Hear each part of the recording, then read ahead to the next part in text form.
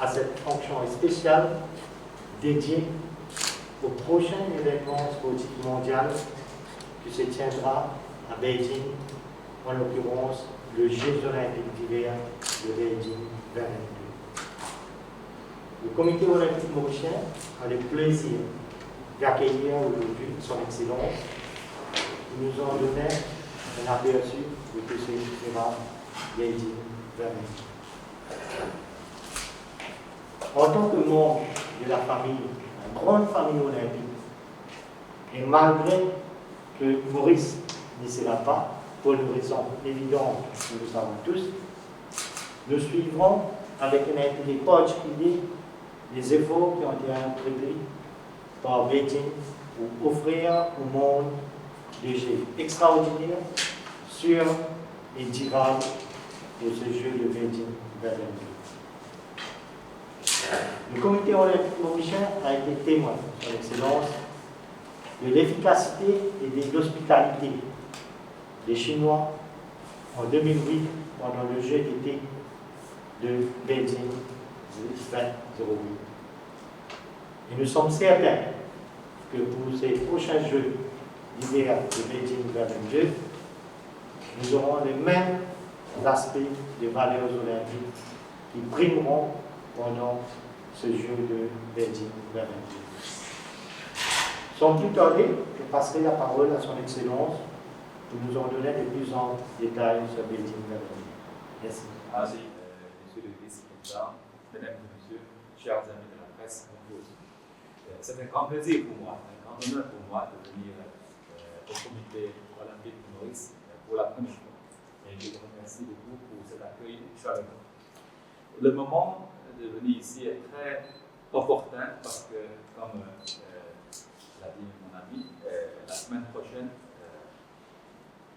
s'ouvriront à Beijing les Jeux olympiques et paralympiques d'hiver 2022, sous le thème Ensemble pour un avenir partagé. La flamme olympique sera allumée pour la deuxième fois à Beijing, capitale de Chine, et seule ville au monde à avoir organisé les Jeux olympiques d'été et d'hiver. 3000 athlètes du monde se donneront à fond tout au long des épreuves dans les 15 disciplines. 1500 journalistes couvriront l'événement pour le monde entier. Dans ce temps de la pandémie, la Chine promet une édition des Jeux simplifiée, sûre et splendide.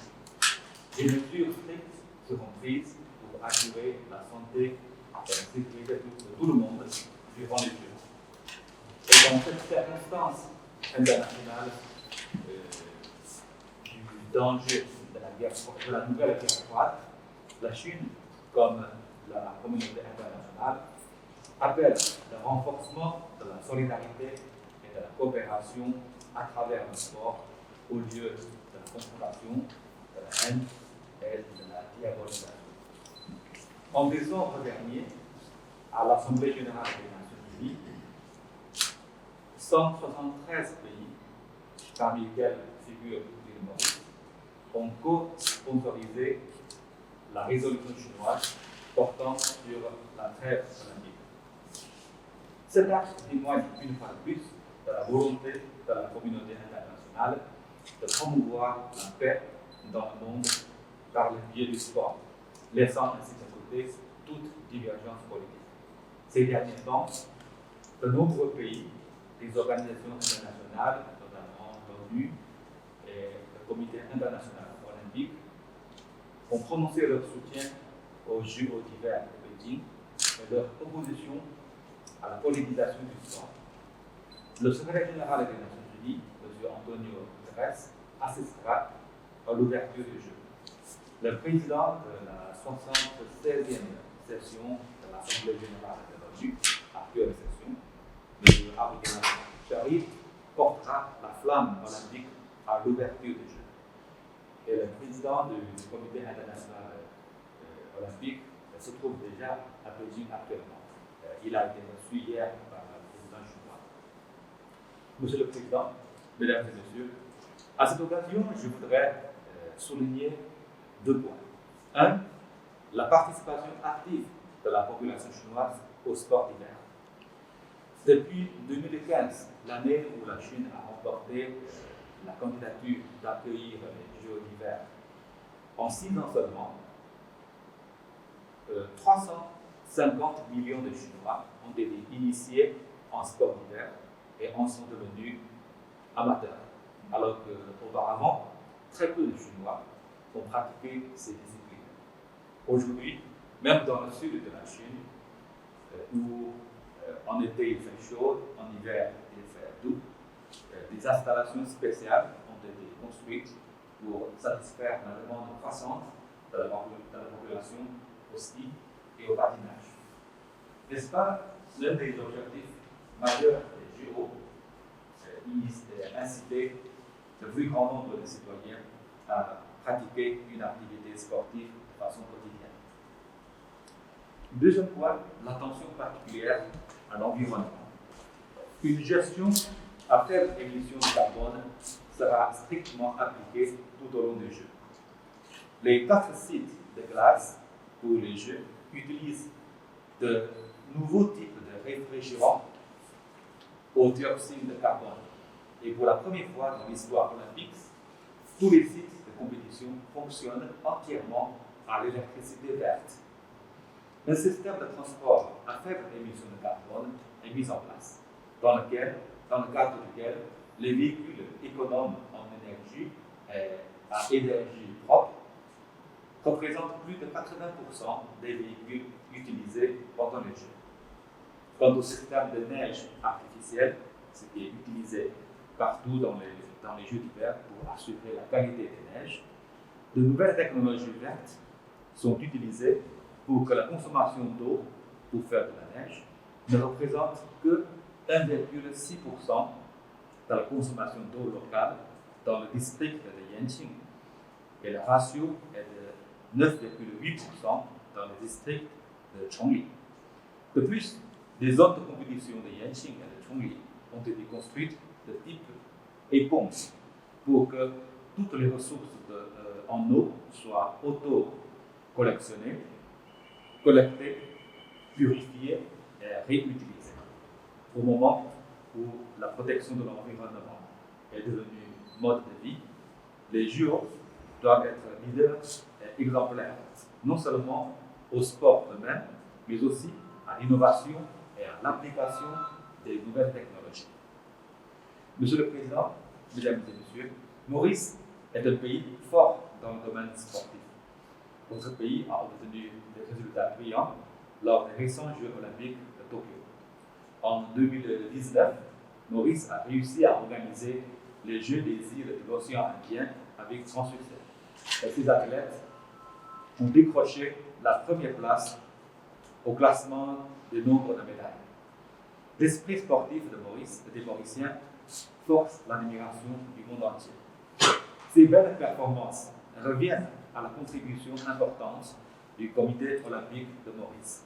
À cette occasion, je tiens à vous saluer sincèrement pour votre promotion des valeurs olympiques et à l'épanouissement de la qualité sportive des Mauriciens. En tant qu'amateur de sport, je suis admiratif du développement du secteur sportif.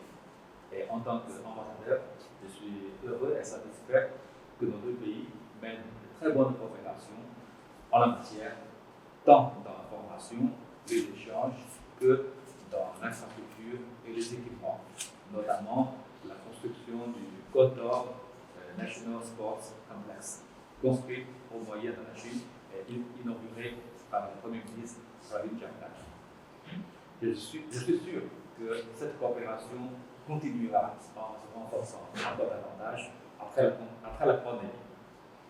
Mesdames et Messieurs, chers amis, les JO d'hiver de Beijing coïncideront avec le nouvel an chinois. Selon le calendrier lunaire traditionnel chinois, à partir du 1er février prochain, la semaine prochaine, ce sera l'année du tigre qui arrive.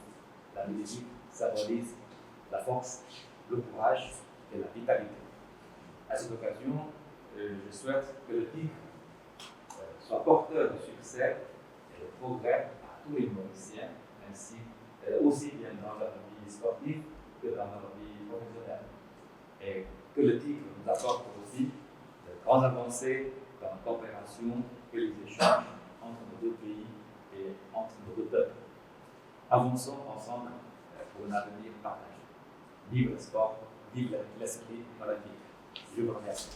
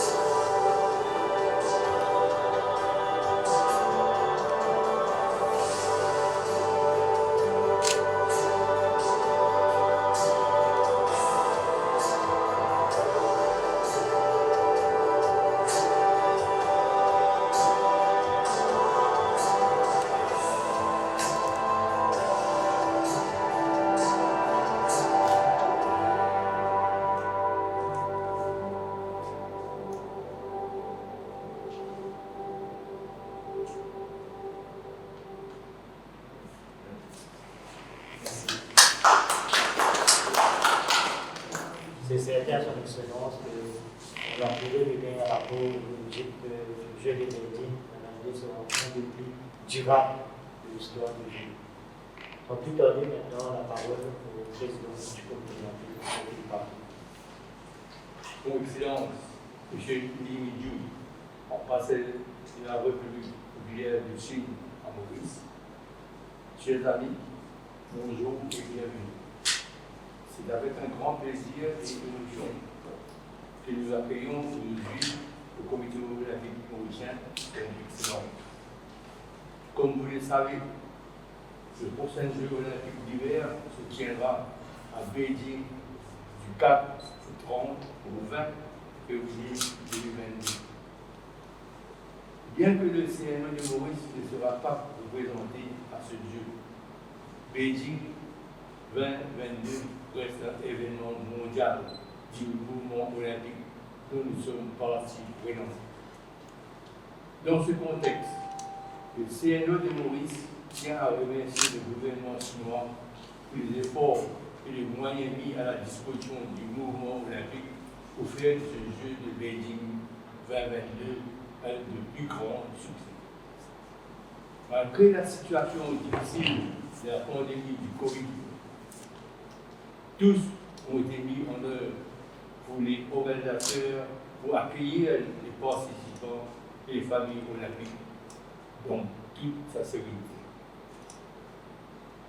Quelques 90 CNO et 3000 athlètes concourront pour Beijing 2022 dans les 13 sites de compétition mondiale sûrs et durables.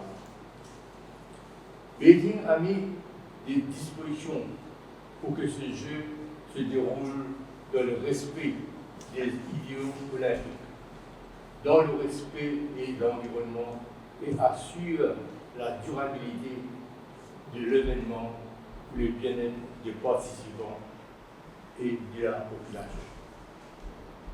Je suis confiant, Excellence, que le jeu de Beijing 2022 sera une édition de jeu simplifiée, sûre et splendide. Je parlais d'émotion au début de mon message, car Beijing reste, pour moi et la famille olympique mauricienne, un des plus beaux souvenirs de notre acheminement sportif en 2008. Pendant le jeu olympique d'été, c'est formidable. De Beijing 2008, le CNO de Maurice a remporté sa première médaille olympique, donc Beijing restera pour toujours dans le cœur des Mauriciens. Merci d'être venu nous présenter le jeu de Beijing 2022, chère Excellence. Au nom du Comité olympique mauricien et en mon nom personnel, je souhaite bonne chance et à tous les participants. Et encore un grand merci à la République populaire de Chine pour son soutien au mouvement olympique. Vive le jeu de Beijing!